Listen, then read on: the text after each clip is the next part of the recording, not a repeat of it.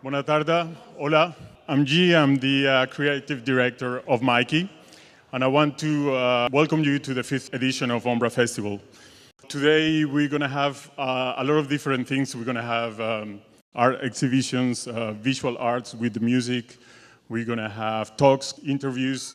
So there's really a lot to choose from. After I do the brief introduction in Spanish, I'm just going to leave you in the hands of Chimo for them to present their book. Ahora, para no repetir, sé que muchos de ustedes hablan inglés, pero esencialmente es rescatar el hecho de exaltar todo el arte que no siempre es tan accesible. Vamos a tener mucho, aparte de la música, hoy mismo vamos a tener las conferencias, los workshops, masterclass, y todo va a estar en línea, ¿no? Quiero agradecer también a Operator Radio por grabar estas sesiones. Y no siendo más, los dejo en compañía de Chimo y de Uwe Schmidt, quien se une a nosotros desde Santiago de Chile. Gracias.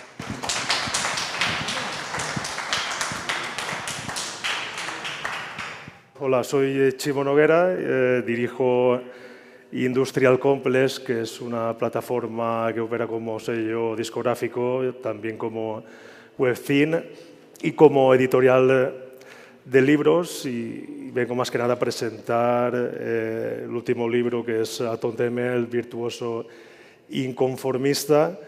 Es el 9º libro que publico, todos siempre relacionados en bandas o artistas. Y sí que antes de nada pues debo dar las gracias a Raúl y a Nico, a Kat y a Judith, también a mis socios, como son Iván Galíndez, Berta Gómez y también a Alex Orco. Y para este libro, pues siempre suelo contar siempre con colaboradores, porque creo que es bastante importante también verlo desde otros puntos de vista. Entonces, pues debo de agradecer a Mauri, a Ruth, también a Ángel Molina, a Tobias Friend, a Dieter Mawson, a Saverio Evangelista y a Frank López, que es el líder de ópera Multistil. Y nada más, pues me gustaría empezar teniendo como invitados también darle las gracias pues a Andrés Noarbe y a Ángel Molina, que si quieren acompañarme, pues pueden acompañarme los dos.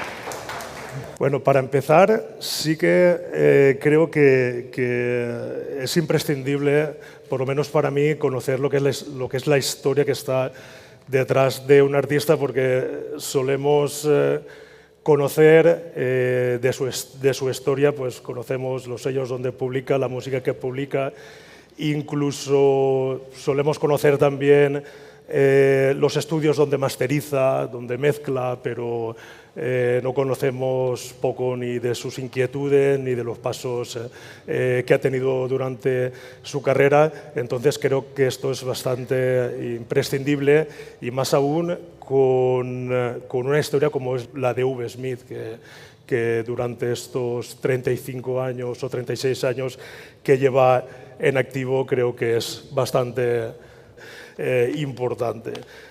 Este libro ha salido después de horas de entrevistas con el propio Uwe Schmidt, y sí que me gustaría empezar primero saludándole a Uwe.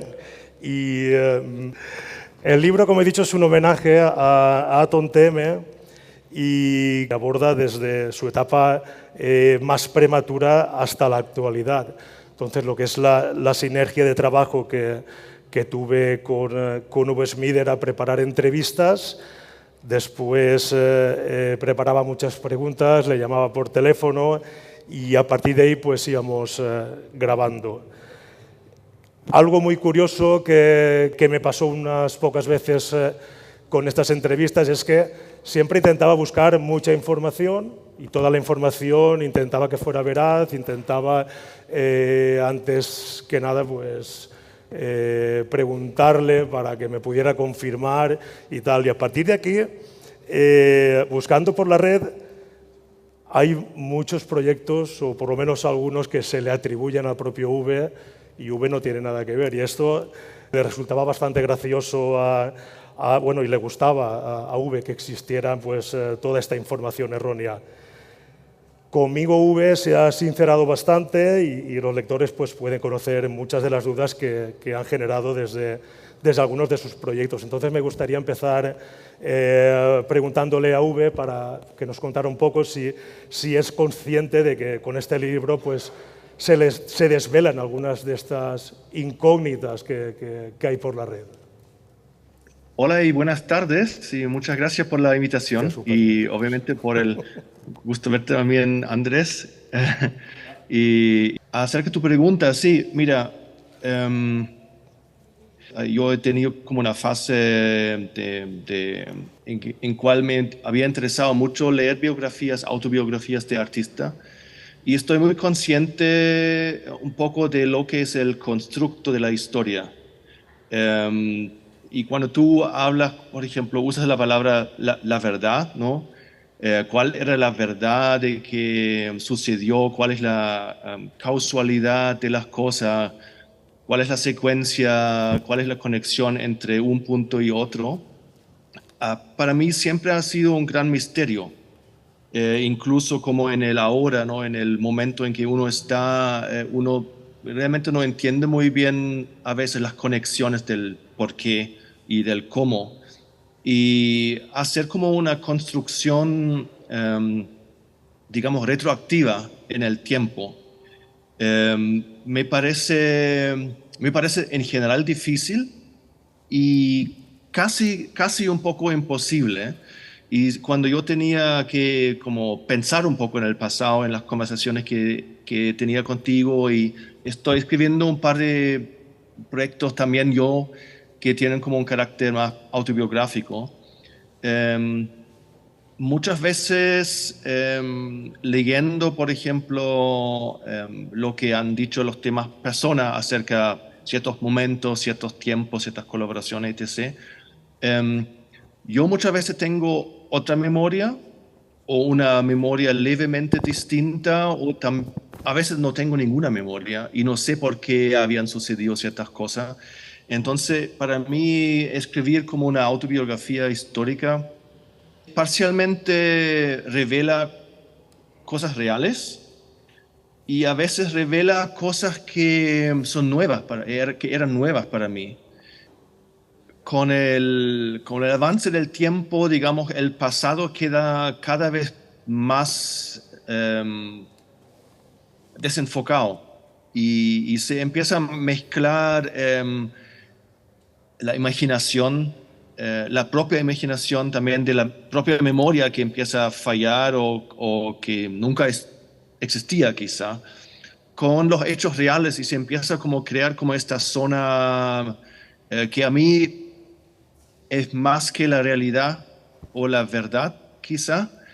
Entonces, obviamente en mi caso siempre ha existido el misterio sobre ciertas cosas y yo siempre he sido como bastante consciente sobre estos hechos y gran parte de mi carrera tenían que ver con crear confusión y misterio y un poco como confundir la línea recta, imaginaria de una historia. Entonces me ha pasado harto siempre que de repente aparece alguien que me pregunta acerca de un proyecto específico y nunca existió ese proyecto, era como imaginación. Y lo interesante para mí también al escribir un libro de ese tipo, aunque sea lo más realista y lo más, digamos, fidel a la realidad, sigue existiendo la capa de la imaginación. Incluso con los hechos que quedan grabados, uno igual no sabe si era así o no. ¿No? Las historias que cuentan ciertos personajes, Tobías o no sé, yo no tengo memoria muchas veces o yo lo veo quizás distinto. Yo veo como la causalidad distinta, yo veo la secuencia distinta. Entonces, para mí es como algo que para otra persona es realidad, para mí sigue siendo ficción. No, está como en esa zona amorfa de memoria donde uno no sabe, ¿ha sido así? ¿Era así? No sé, la verdad. Uno tiene que aceptarlo nomás como una versión de la realidad. Bueno, aquí No tenemos sé si también... he podido responder Sí, sí, más o menos esto sí que... Este tema lo hablamos bastante y esto después lo hablaremos, pero tenemos también a Andrés, igual que Ángel, y Andrés sí que debe de hablar de ti porque creo que fue fue el primero que te introdujo en España prácticamente. Yo creo que puede que sí que tenga razón Chimo. Lo que tú dices, uno cuando piensa en el pasado, pues no tiene ni idea realmente ese tipo de recuerdos, si eso fue real o no, es una mezcla. Entonces, yo creo que sí, que posiblemente de los primeros discos que se vendieron en España, pues los traje, eran discos de la Sigue Bandhouse, ¿no? Que yo traía de una distribuidora. Y bueno, pues también algunos de los... Sí, de alguna manera fui el que difundía un poco la música de los proyectos de V aquí en España, ¿no? Claro, Rotor entonces, para que os situéis los que estáis oyendo, era una distribuidora de música electrónica que surgió a raíz del sello Discos Esplendor Geométrico, que fundé a los 80, mediados 80, y Rotor, que fue lo que luego convertí en la marca de distribución, que en realidad era una venta por correo, pre-internet, es lo que me permitió vender no solamente a Esplendor Geométrico y cosas que sacaban el sello, sino a otros grupos que a mí me gustaban. Realmente era intentar vivir de lo que a uno le gusta. A mí he sido un fanático de la música electrónica. También publicaste el primer disco creo que aquí en España, Plus N o Efectivamente, Más N, con el del año tiempo, al 93. principio empecé, claro, a vender los discos porque yo me encantaba lo que hacía V, como en la Sigue Bandhouse primero y luego, a lo largo de tantísimos años, todavía sigo con Rotor, pues prácticamente he vendido casi todos sus discos, que es mucho decir, ¿eh? Sí. Seguro que se me ha quedado alguno, pero realmente he vendido casi todos los discos, su sello, lo del fax, con Tempo y infinidad de sellos que sería larguísimo hablar.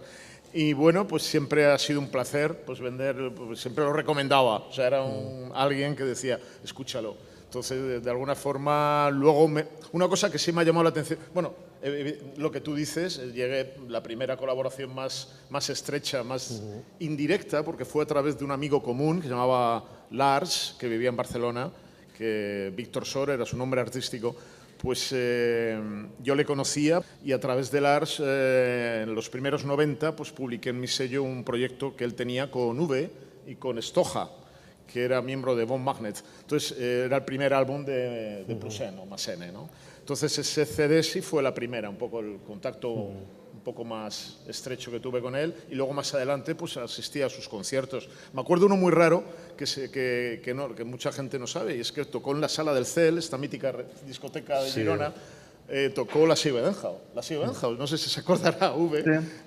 Sí, me acuerdo, sí. Y además me llamó mucho la atención porque tocabas la batería. Yo no sabía luego me enteré que empezaste tocando batería. Entonces, me llevé toda la impresión. Y digo, hostia, pero si estás sacando... Yo me esperaba a alguien con aparatos y me encontré. Y además me gustó mucho, la verdad, lo que hizo con la batería. Entonces siempre eso lo tengo ahí fijado en la memoria. Y luego más adelante me acuerdo también, creo, en el primer Sonar, ¿no? Que fue de las primeras veces que tocaste en España, que creo que debió ser en 1995. El segundo, ¿no? Sí. 4. El primero. 4 o 5, sí. Y bueno, pues a partir de ahí nunca he tenido un contacto directo hasta que empecé a pedirle algunas remezclas para otros discos, concretamente remezclas para Esplendor Geométrico. La primera fue para un disco que se llama Pulsión, que me parece que era del 2009, que se hizo un disco de remezclas, se llama Repulsión, entonces entre los invitados era Atom. Y luego ya a partir de ahí, bueno, es curioso, ¿no? Porque ha sido una relación siempre de alguna para mí, ha sido una persona que siempre he tenido presente a través de su música y luego ahora ya más personalmente cuando nos conocimos, y ahora sobre todo a través de Esplendor Geométrico, mis queridísimos y mis amigos de Esplendor, que no me extraña tanto, porque realmente conozco mucha gente que le gusta tanto Esplendor como la Sigue Benhaus. Y ahora lo que ha ocurrido, para los que no lo sepáis, es que hay un proyecto de colaborativo que se llama ASA, que ha sacado el sello Raster Noton, ¿no? Y no sé, me parece un momento importante en ese sentido. Después de tantos años, ¿no? Claro. Moviendo la música tanto de Atom como de Esplendor, pues ha coincidido y tienen un proyecto. O sea, me hizo una ilusión tremenda, ¿no? O sea, que eso haya salido además en un sello que respeto mucho, como es Raster Noton. O sea, que estoy encantado de la vida. Con Ángel, algo de lo que hablo es que yo creo que a VSMI lo conocimos todos como L'acid Benhaus, más a finales de los 80, pero después se dispersó bastante y muchos le perdimos la pista. Ángel, por ejemplo, que colabora también en el libro. Sí. Ángel me habla de un montón de proyectos que tenía en V en los 90 y yo ya te digo que por lo menos en Valencia L'acid Benhaus sí que entró, pero después se dispersó muchísimo. Tú sí que me hablas de hasta llegar hasta Señor Coconut, proyectos anteriores que tenía en los 90, por ejemplo. Sí. Hola, buenas tardes. Hola. Hola. Encantado de poder saludarte personalmente después de tantos años y no haberlo hecho hasta ahora.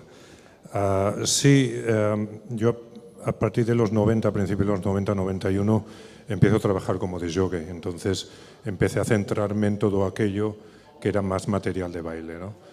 La Sigue Benhaus me había impactado mucho. Yo venía de coleccionar en los 80 EBM y música industrial bailable, ¿no? Desde Esplendor hasta lo más comercial, ¿no? Front, Nitzer y demás. Pero en los 90 me alejé un poco de esta escena y me centré en el techno, porque aparte de que me gustaba como usuario, profesionalmente era la música que utilizaba, ¿no?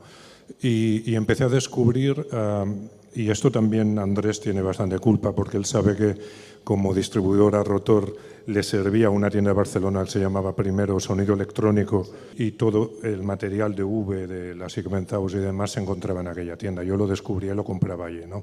Entonces me centré exclusivamente en todos aquellos proyectos de baile que al principio no sabía que eran él, pero conforme iba un poco indagando, mirando créditos, este señor estaba en todos lados, ¿no? Y todo lo que hacía me gustaba, ¿no?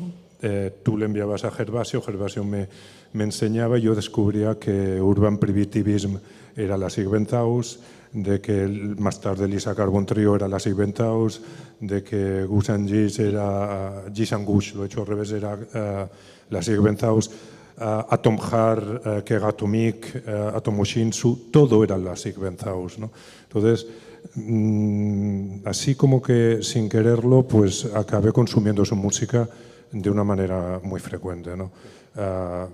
Obviamente lo más bailable es lo que yo más he utilizado. Luego proyectos más de escucha, como lo que edito en Fax, etcétera, ¿no? Y posteriormente como Atom TM, lo colecciono, lo dejo muy claro en el libro, es algo que después de 30 años sigo comprando y sigo coleccionando, pero más de cara a escucha. Los primeros álbumes de la Sigue Benhaus tuvieron bastante impacto y si escucháis Matter, pues perfectamente podías pensar que se trataba de una banda, ya estaba solamente tocado y grabado por V. Ahora esto sucede en el 91, que después de publicar Matter le reclaman para tocar en una sala en directo, para tocar música de baile. No sé si alguien recuerda, hay un vídeo en YouTube que sale Speedy J con Richie Houghton y está Speedy J tocando el pullover. Claro, la gente, creo que era en Roma, la gente estaba impactada de ver que se podía tocar en directo.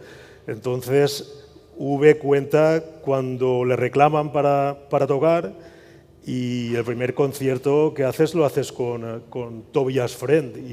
Y imagino que esos conciertos a la gente le resultaría un poco extraño e impactante, ¿no? Ver a un productor tocando y no a un DJ.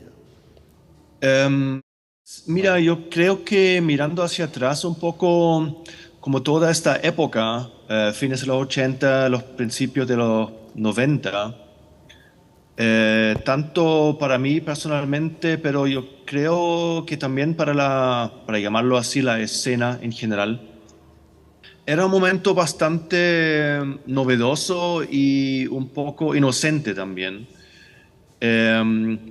en cual los mismos actores, los músicos, yo, pero yo sé de muchas otras personas también, realmente no tenían un gran plan o no había como un manual de cómo hacer las cosas. Entonces uno básicamente improvisaba tanto su vida como la música, como todo avanzaba muchas veces solo por sí mismo.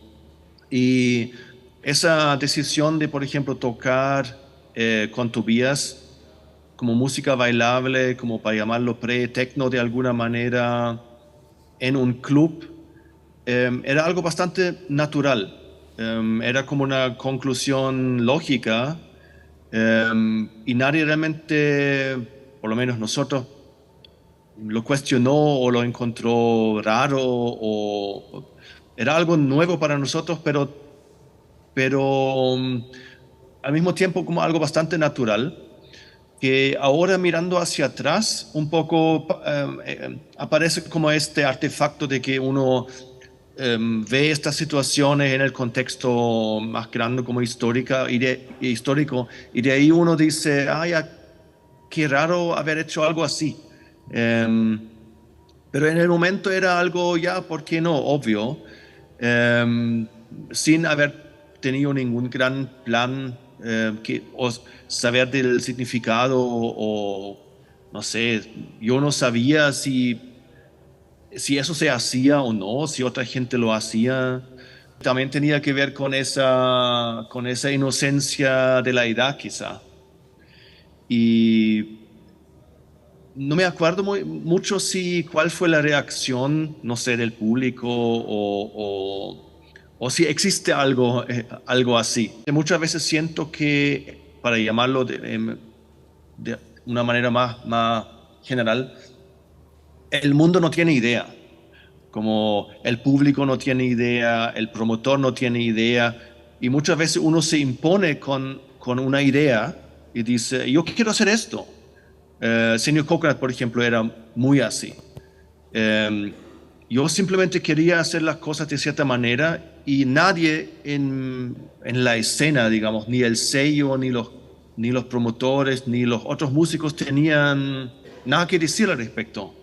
Era como una idea loca que quería ver en vivo y no quería hacer otra cosa. Entonces, más bien, yo me imponía un poco a la situación. Yo forzaba mi idea y dije, no, yo quiero hacer esto y no quiero hacer otra cosa. Y al final, como el mundo dice, ya, ok, veamos. Entonces, es como uno está un poco como en caída libre siempre. Y en la música electrónica, por muchas décadas, creo que era así. Hoy día existe más manuales y mucho más que hace 20 años atrás. Hoy día ya alguien que empieza a crear música electrónica ya sabe qué hacer y qué no hacer. Esto se hace, hay ya una historia de referencia. En este momento no era así. Y eso daba una gran libertad de también como imponerse o simplemente intentar hacer ciertas cosas y con el riesgo de quizá fallar o no. Todo ese peligro era como parte del momento también. Y hasta hoy en día yo siempre he tratado como de mantener esta actitud. Trato como de evitar reglas o leyes. Cuando alguien dice, no, esto no se hace así, mi output tan diverso tiene que ver con, en general, como el rechazo hacia la regla. Lo hiciste antes así, ahora hay que hacerlo así. Esto me parece bastante aburrido, no me parece interesante, porque para mí el proceso creativo tiene que ver con en mi vida, no es algo abstracto que existe como en otro plano. A mí me parece bastante aburrido repetir ciertas cosas que ya he entendido o ya he hecho. Entonces, para mí el progreso permanente es como, estas ideas de lanzarse a un escenario, por ejemplo, intentar hacer algo distinto, para mí es como parte de la razón por qué estoy haciendo lo que estoy haciendo. Bueno, esto es parte de los retos. Entonces, ahora ¿Sí? hablaremos de los retos porque creo que esto es bastante importante y ahora pues tenemos también a Ángel y a Andrés, y en el tema de los directos pues imagino que Andrés también tiene bastante que decir, porque temas de directos, por lo menos aquí en España, cuando era un solo artista, sería muy diferente a lo que después hacía VSME, ¿no? O hacía Atom TM. Yo empecé a colaborar esta actividad de organizador de conciertos o de alguna forma selector, ¿no? Comisario, como se dice ahora, con la Casa Encendida, que es un centro cultural de prestigio allí en Madrid desde hace muchos años. Este año hace 20 años. Entonces, prácticamente desde el principio había organizado ya conciertos de muchos artistas, incluso antes que pues me acuerdo que es el primer concierto de Albanoto, por ejemplo, de Carsten Nicolai en España, y Fran Schneider y gente de diversa, muchos grupos españoles. Empecé programando música electrónica española durante muchos años allí, y luego cuando me dieron la oportunidad de empezar a traer a gente fuera de España, extranjeros, pues uno de los que siempre tuve en mente fue a V, por supuesto, porque era una de las cosas que a mí me apetecía ver y me gustaba mucho. Y sí, efectivamente, como Atom TM, pues yo creo que fue en 2009 aproximadamente, no lo sé, 2008-2009 hizo la primera actuación, creo que sí, debió ser de las primeras en España. Y fue un exitazo, a mí me encantó, era la época además de Liedgut, que es uno de mis discos favoritos de él, y muy bien, fue estupendo, la verdad, fue una experiencia maravillosa. Aparte ya tuve más oportunidad de conocerle, de estar con él más tiempo, ¿no? Sí. Y luego, pocos años más tarde, pues repetimos, esta vez en el patio, ¿no? El patio de la Casa Encendida. Era un escenario más grande y igualmente fue lleno total, y bueno, pues mucha gente que conocía a V, yo conozco a mucha gente en Madrid, muchos fans suyos, alguno de ellos lo conoce bien V, como Molina, pues estaban deseando verlo en directo. Entonces se llenó, mucha gente estaba interesada, conocía su carrera, había comprado, le seguía desde hace años y tenía sus discos y sus trabajos. Entonces fue estupendo, y luego me alegro porque luego ha vuelto a Madrid varias veces, como el señor Coconut, ha tocado en otras ocasiones como Atom TM, o sea que ya yo creo que es un habitual, luego también en el LEP de Gijón. Sí. O sea, yo creo que es un habitual ya. Una cosa que ha pasado curiosamente con los músicos que también he tenido relación con ellos desde el principio, como Raster Noton, ¿no? Es un sello que conocí, me mandaron los discos cuando empezaron y empecé a distribuirlos. Entonces, igualmente son grupos que traje a tocar hace años, y que es curioso que ahora, 15 años más tarde, es cuando ahora en Madrid vuelven a repetir las actuaciones un poco que hice yo hace mucho tiempo, que bueno, me parece estupendo. También hay un relevo generacional, ¿no? Entonces, de alguna forma son grupos. Yo creo que lo que hace V o algunos otros artistas, concretamente V, es una música que parece que tarda en calar, ¿no? Y en que la gente la vaya a descubrir, o sea, que se valora a largo plazo. O sea, que a lo mejor en un momento dado no lo valora tanta gente como podría haberlo hecho en su momento. Y eso es una cosa que se está viendo. Ahora Pero esto es más que nunca, ¿no? Esto hay un dato curioso, y es que el libro, si no me equivoco, creo que tiene 11 capítulos. Y claro, hay muchísima información, entonces cada vez le enviaba a V, le enviaba un capítulo cuando yo lo tenía terminado, él lo leía, y además de todo su texto, añado de los colaboradores. Entonces, cuando hablaba Ángel, cuando se lo pasaba, me decía, es que Ángel aquí me dice algo que me choca un poco, ¿no? Y es que literalmente decía que no era lo esperado cuando escuchaba un disco de VSmith. Y yo creo que al principio utilizas la palabra de lo esperado, no era lo esperado, y es en el primer capítulo, si no me equivoco, ¿no? Y es en el epílogo, que además también estaría bien que supiera la gente que nunca me pediste que yo escribiera un epílogo. Tú en realidad me pasaste unas preguntas, yo contesté, pero con tanta extensión que al final dijiste, bueno, cogeré toda esta información y la utilizaré como epílogo, ¿no? Para mí es muy fácil y muy sencillo. Yo creo que mucha gente le habrá pasado lo que a mí. Tú cuando escuchas música de una banda o de un productor y te gusta, lo que esperas que el siguiente álbum tenga que ver algo con aquello, ¿no? Y el segundo y el tercero, el cuarto, es decir, cuando te acercas a un músico es porque te gusta lo que hace. Cuando ese músico es esquivo, y creo que V es de los mejores ejemplos de músico esquivo, ¿no? Y que rehúye encasillamientos, a mí, cada vez que escuchaba un disco suyo, ya no incluso con proyectos diferentes, sino con el mismo nombre, resultaba un giro estilístico. Entonces era como un sobreesfuerzo en entender, ¿no? Entender aquello y sobre todo el que me explicara el por qué, si el primer disco de, por ejemplo, volvemos a la Seventh House, o se clasifica EBM, ¿no? Está en el saco de la EBM, porque el segundo parecía más hip hop industrial que otra cosa, ¿no? O sea, que me expliquen el por qué, ¿no? Yo me acerco a un músico porque me gusta lo que hace, ¿por qué te alejas de ahí y te vas a otro campo, ¿no? Simplemente por eso lo definía como no era lo esperado. No porque fuera un material de no calidad, sino porque no era lo que yo como seguidor esperaba, ¿no? A juzgar por el primer trabajo. Pero vamos, esto ha sido una constante. Yo en final de los 80, principios de los 90, no lo entendí. Realmente no entendí por qué lo hacía. Y después de más de 30 años de seguir su pista, creo que me ha quedado muy claro, ¿no? Y creo que tú lo dejas también, lo escribes muy bien, lo describes muy bien. Es un músico que no se quiere encasillar, es un músico que se escapa de cualquier etiqueta y que se plantea constantes retos. Entonces, esto es imposible hacerlo si siempre estás haciendo un mismo estilo de música. Estamos hablando de que desde el primer disco, desde Matter, o desde Chinese Love, que realmente es el primer disco que publicó como la Seventh House, se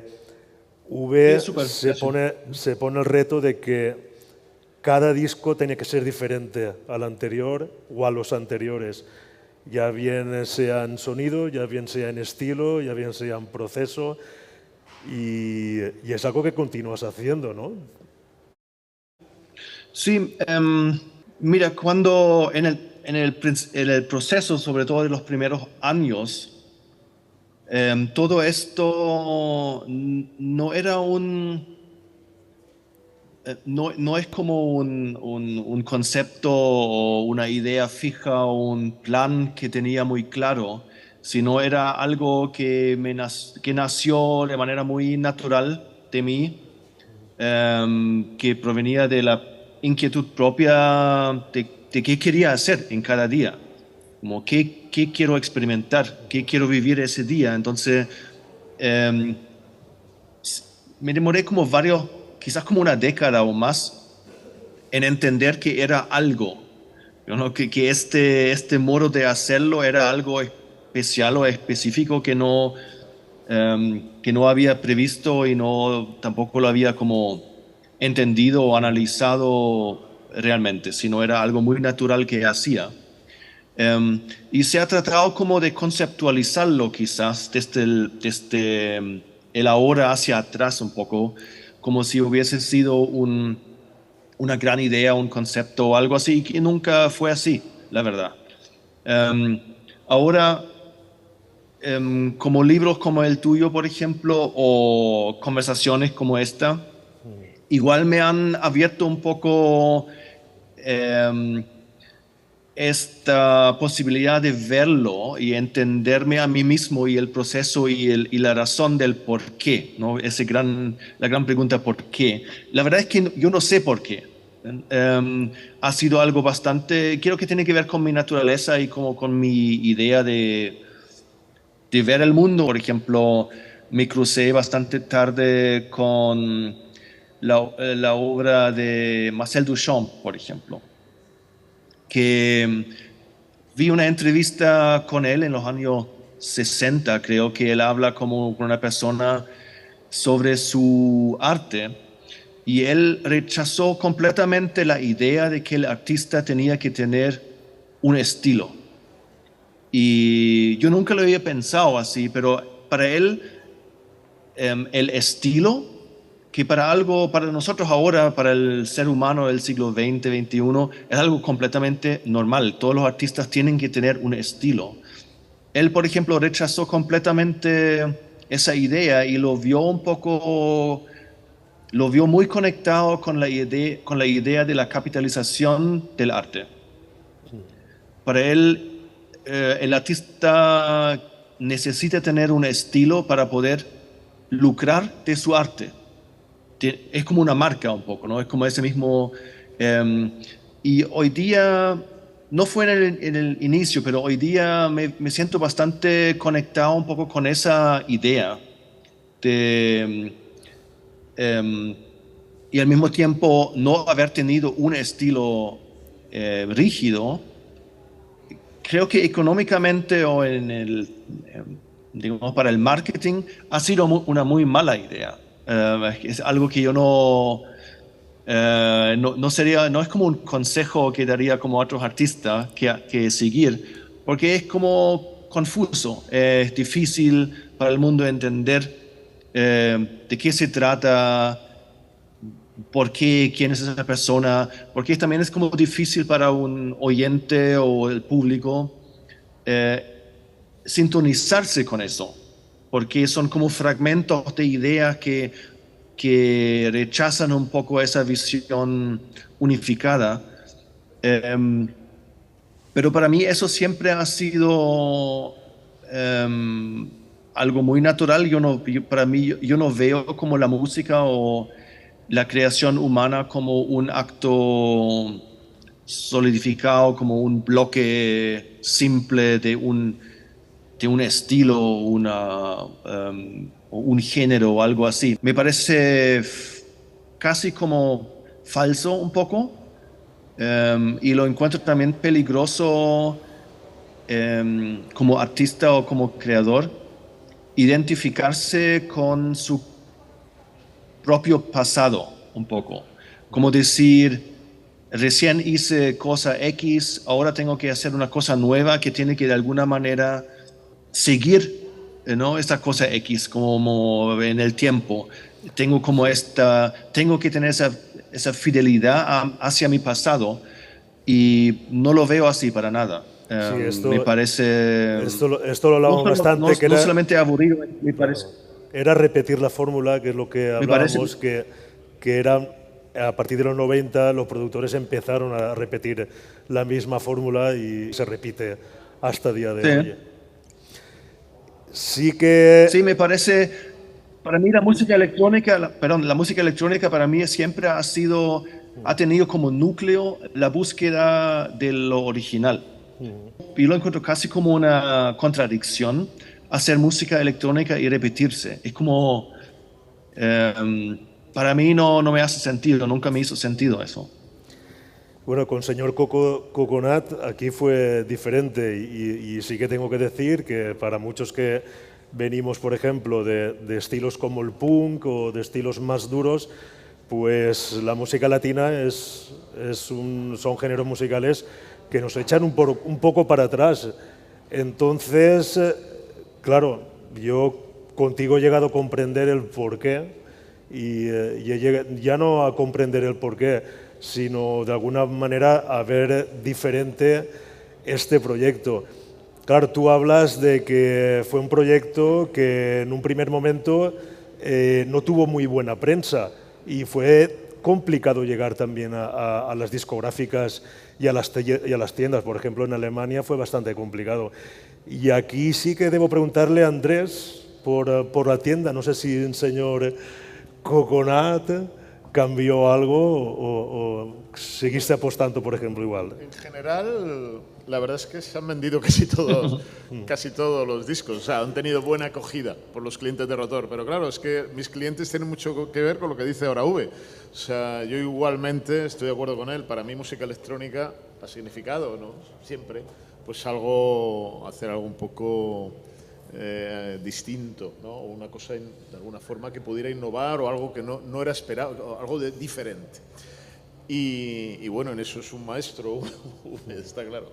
Entonces, señor Coconut, hombre, yo recuerdo que los 2 primeros discos sí funcionaron muy bien. Luego, a partir tal vez también por cambios de distribución y tal, no me llegaron tanto los posteriores, pero funcionaron igualmente.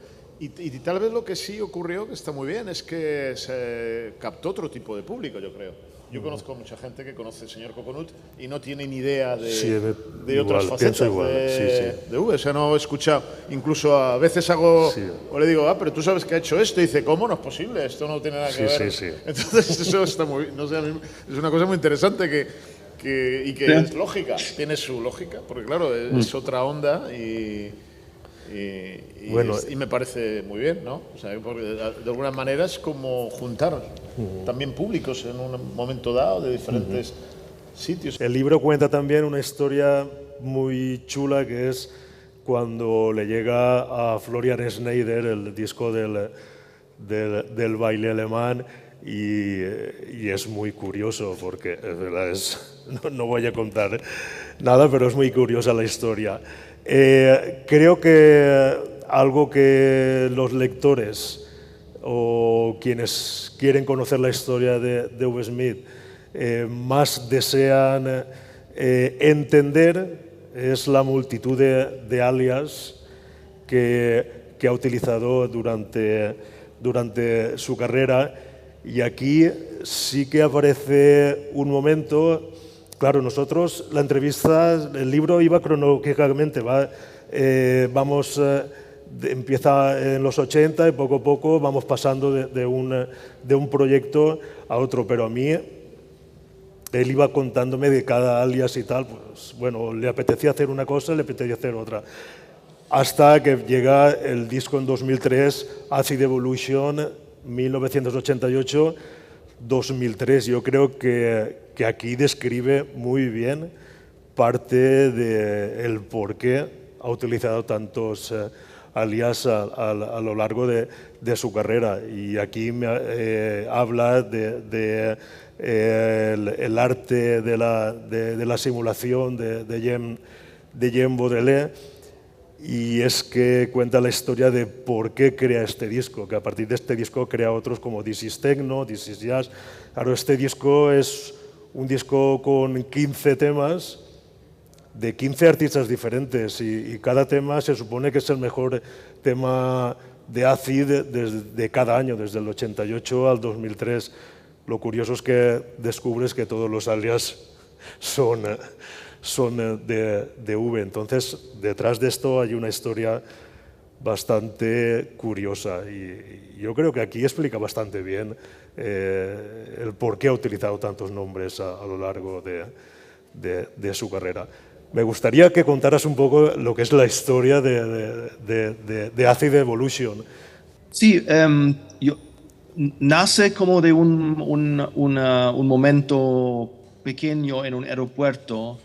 Estoy en un aeropuerto en X en el mundo y voy como a una tienda, entro a una tienda y hay como un mini estante de discos, y me encuentro como, ya veo los CD, eran CD en esa época, y encuentro como varias compilaciones como históricas, como que tienen nombre así como lo mejor del drum and bass.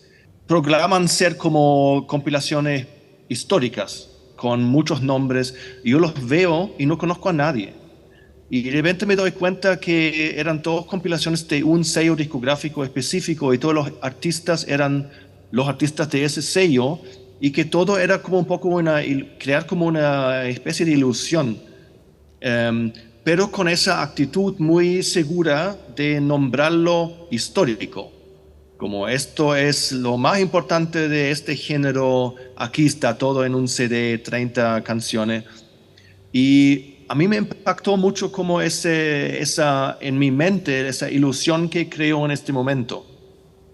Que yo leo esta carátula y pienso, sí, eso tiene que ser histórico. eso tiene que ser real, tiene que tener como algún valor, ¿no? De verdad o algo así, hasta que me doy cuenta que es como toda una especie de marketing de una empresa, y de ahí como nace como un poco mi interés como en la simulación de la historia también. O sea, ¿qué es la historia de algo? Y uno puede mirar hacia mucho más atrás, no sé, el tiempo barroco o no sé, la época de Franco en España. Hay libros sobre eso y uno lo lee y dice, esto es, así era.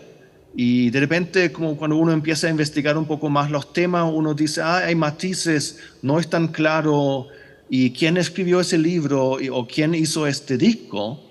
Y de ahí nace como esa idea de hacer una simulación de algo así, de crear como un disco de un género que a mí me gusta, que es el acid. Y dije, voy a hacer como un simulacro de eso. Voy a diseñar como con esa misma actitud, ¿no? Una carátula que tiene como esta actitud como de un poco omnipotente, de decir como este es la historia, esto es lo mejor de estos años. Y traté como de imaginarme un poco este sonido de cada década. Traté como de emular los tipos de grabaciones, también el sonido. La leve diferencia del género en sí, como la evolución del género en sí. Y siempre la idea era obviamente no revelar que era toda una simulación, sino cuando uno quiere investigar un poco y lee los créditos en el disco, uno quizá lo logra entender, pero para mí lo interesante era crearlo como un simulacro de verdad, que alguien online o en CD en esa época o vinilo, realmente lo percibiera como, esto es real. Y de ahí como el juego es como cuando el oyente o el público se empieza a confrontar con el simulacro. De repente uno puede, también se me ocurre lo mismo, uno puede vivir en esa simulación. Mucha gente, como tú dijiste, nunca supo que era yo o que todo era artificial, que todo es como sampleado. Para mucha gente nunca existió esa capa. Siempre fue un simulacro y puede funcionar perfectamente bien en esta simulación. Para mí lo interesante es como cuando se abre el simulacro, como un poco en la Matrix, ¿no? En la película Matrix. Cuando se abre como el simulacro y ves como el código y dices, he vivido en esta simulación todo el rato y ahora entiendo que es solamente una capa y detrás hay otras cosas. Y ahí para mí, eso para mí es el juego en general que disfruto, que también disfruto cuando yo percibo información en general, arte o música, o siempre pienso que hay más capas aquí. Yo siempre disfruto mucho como este juego también con el público y me ha pasado mucho que me hablan personas que muy tarde en su vida han descubierto como todas estas diferentes ramas mías, como ya conocí esto y conocí lo otro, pero nunca supe que era la misma persona y eso lo encuentro muy divertido. A mí me gusta mucho como jugar con este plano, que no solamente música, existe la música en sí, pero también existen como estos otros planos. Yo sinceramente lo que más me ha gustado del libro es conocer tu personalidad artística y cuando estábamos hablando, por ejemplo, con Ángel de tantos ACAs en los 90, que es la época que más ACAs, con más ACAs diferentes publica, todo llega hasta Atom TM. Todo estaba, el proceso artístico, los nombres entran dentro del mismo proceso artístico. Y mucha gente puede pensar que cada nombre se crea para un estilo en concreto y no es así. De hecho, si no me equivoco, el primer álbum de Atom TM es de música latina.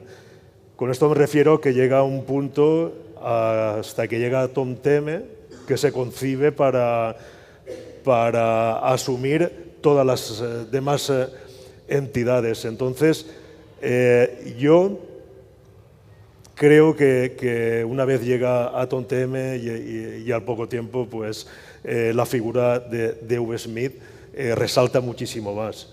Y con esto quiero preguntarle a Ángel, porque sí que al igual que otros artistas, V nunca ha rescatado ningún proyecto antiguo, y ahora, hoy en día, después de 35 años, si V rescatara algún proyecto como Last Event House, comercialmente podría ser muy bueno, pero realmente solo está con Atom TM y es su única idea.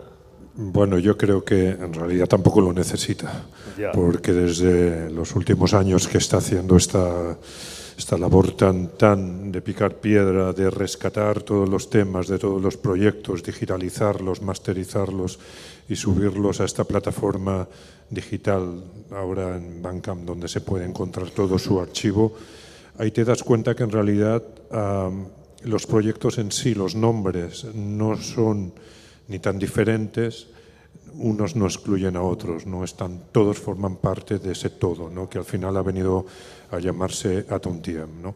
No creo que sea tan necesario a día de hoy rescatar ningún proyecto antiguo. Tampoco veo, por lo que he conocido leyendo el libro, no personalmente, pero vaya, me he empapado un poquito de su vida. Creo que V no es una persona nostálgica y creo que no es una persona que mira hacia el pasado. Lo importante para él es trabajar el día a día y sobre todo trabajarlo de la manera en que en este momento le apetece.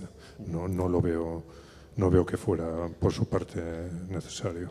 A diferencia de otros productores de música electrónica, V arranca del pop, entonces arranca sin ningún tipo de influencias, todo lo que crea surge de forma instantánea, entonces consigue llegar al mismo camino que otros artistas, partiendo desde puntos muy dispares, y con esto sí que me gustaría recalcar el trabajo con Esplendor Geométrico, que aunque ha publicado ahora mismo con ASA, pero no es tan reciente, ya lleva unos pocos años, y de hecho el vinilo que publicamos nosotros en Industrial Complex, una cara es de Last Event House y la otra cara, que es de Atom TM, los dos temas de Atom TM, es un sonido muchísimo más industrial, y el industrial no era un estilo con el que V había trabajado anteriormente. Entonces, con esto me refiero que la sinergia con Esplendor Geométrico llega, pero desde un punto muy dispar. Que ya conocemos Esplendor Geométrico de donde nace, por ejemplo. Hombre, algo en común tienen cuando mucha gente es fan de Esplendor Geométrico y de la serie bueno, y de V al mismo tiempo, eso te lo puedo decir. Yo entre ellos. Entonces, ambos grupos para mí son de mis favoritos, ambos proyectos me refiero. Entonces, bueno, pues algo en común hay. Hombre, no sé qué decirte. Hombre, creo que ha salido de una forma muy espontánea, muy fluida el proyecto, ¿no? Por lo que yo sé. O sea, creo que ha habido un entendimiento muy... Yo estuve un poco presente porque veía a Arturo, estaba en Madrid, cosa rara. Arturo durante ese periodo, porque siempre está trabajando fuera de España. Y estuve en esa... Me ponía un poco lo que le mandaba a V y estuve un poco ahí en el estudio de Arturo. Y me acuerdo que me impactó mucho, porque dije, realmente, a mí me sonó muy futurista, ¿eh?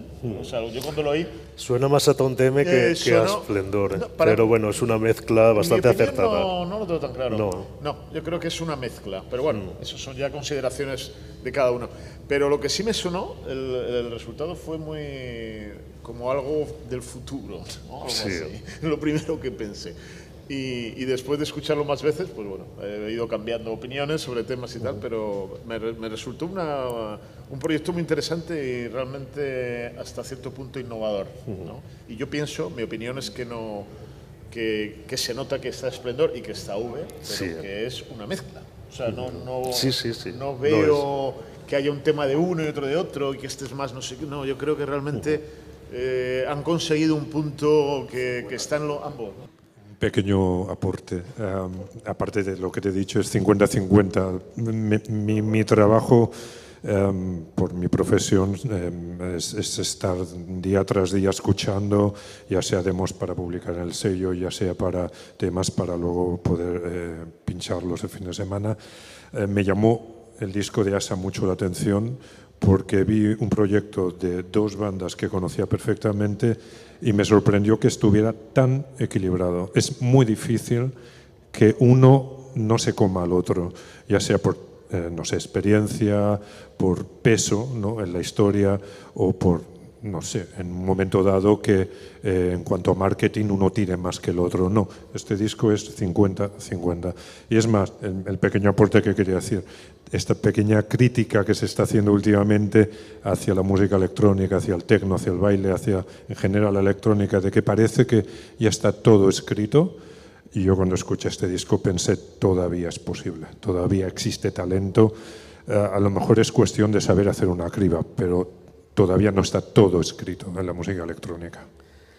Y yo creo también que un último cambio de Atom TM fue Neuer Mensch, y esto a mí, por ejemplo, me ocurre como en Señor Coconut, que hasta que el propio V no me lo destripa, pues yo no llego a entenderlo. Y en Neuer Mensch pasa algo parecido, porque Neuer Mensch es un disco que he visto muchísimas críticas en las redes sociales, muchísimas.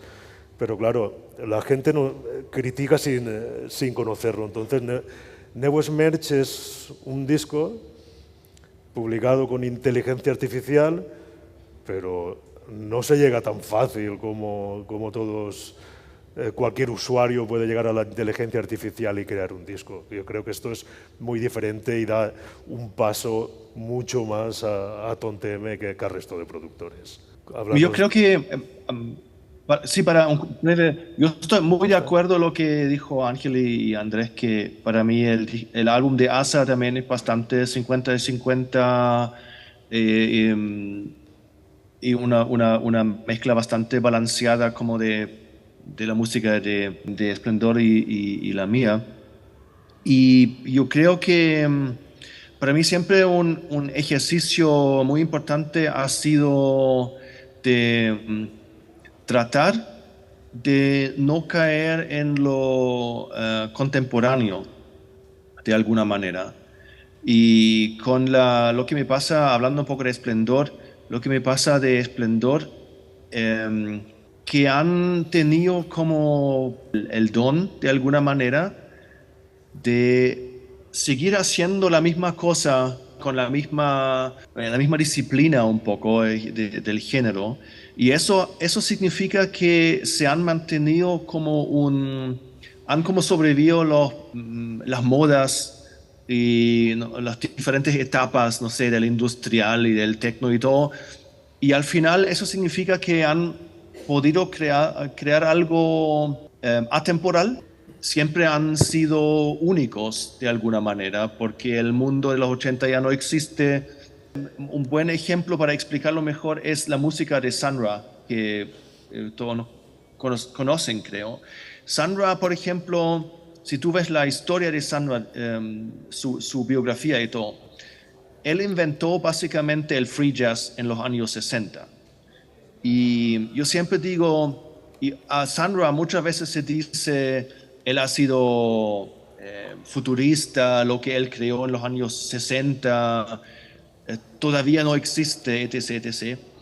Si nadie hubiese copiado ideas de Sun Ra en los 60, 70, si nadie hubiese hecho más free jazz, si él hubiese seguido como el único con esa idea, básicamente la historia lo hubiese olvidado completamente, porque hubiese sido un loco con una idea rara que nadie sabe qué era, pero el puro hecho que el mundo lo copió de alguna manera, lo hizo precursor. Pero es como una ilusión, es como falso. Él nunca fue precursor de nada, él siempre fue solamente él. El hecho que el mundo lo copió, lo adelantó un poco. Es como, ¿no?, mirando como en el espejo retrovisor, es como, ahora sí aparece como él hubiese estado como adelantado. La verdad es que nunca lo fue. Siempre fue como una expresión muy subjetiva e individualista de él, de tener esa idea y querer hacerlo. Tenía suerte que el mundo de alguna manera lo copió y de esta manera lo puso como en el timeline de la historia. Si no hubieses pasado, no hubiese significado nada realmente. Y yo veo un poco el disco de ASA y muchas cosas que estoy haciendo así, que son ideas mía o de un grupo de personas que pueden perfectamente caer al vacío y nunca más aparece en ningún lado y por esa misma circunstancia nunca va a ser futurista, sino, ¿no? Pero me gusta mucho como este poder de crear algo que es no contemporáneo y básicamente nace como de individuos, de ideas que tiene uno y a veces crea cohesión histórica, a veces no. Pero eso también lo encuentro para mí, la música que más me ha fascinado siempre es la música que en mi mundo, de mi perspectiva, cae en este vacío, que uno dice, ¿qué es esto? ¿De dónde viene? ¿Por qué es? Y puede ser hasta folclore. Me pasó con el gamelan de Indonesia, por ejemplo, cuando lo escuché primera vez y no sabía qué era. O no sé, una pieza de Bach. Si tú no tuvieras el contexto barroco, si una persona sería como, no sé, un ignorante completo de la historia y escuchas una composición de Bach, es futurista, viene del futuro. Es como, ¿qué es esto? ¿Quién hizo esto? Te falta conexión histórica y para mí como ese poder de la música o de cualquier creación realmente es un poco poder entrar a esta zona vacía. Y yo como, no sé, consumidor, eso para mí es lo más excitante que existe realmente, escuchar algo que no tiene ningún contexto. Y eso para mí es un momento muy íntimo también, de un ser humano que interactúa con una expresión musical, que son ondas, básicamente. Y para mí eso como, ahí está para mí el núcleo como realmente fascinante de la música también. Ahí existe la comunicación o la conversación real de la música en un ser humano, ¿no? Cuando uno es capaz de no escuchar las historias y el contexto histórico o algo así. Bueno, Uwe, tenemos que dejarlo. Aquí ya no tenemos más tiempo. Lo siento. Nada, muchísimas gracias a ti, muchísimas gracias al público, al festival, a Andrés y a Ángel. Sí, muchas gracias al festival y a ustedes para invitarme y tenerme acá. Nada, gracias.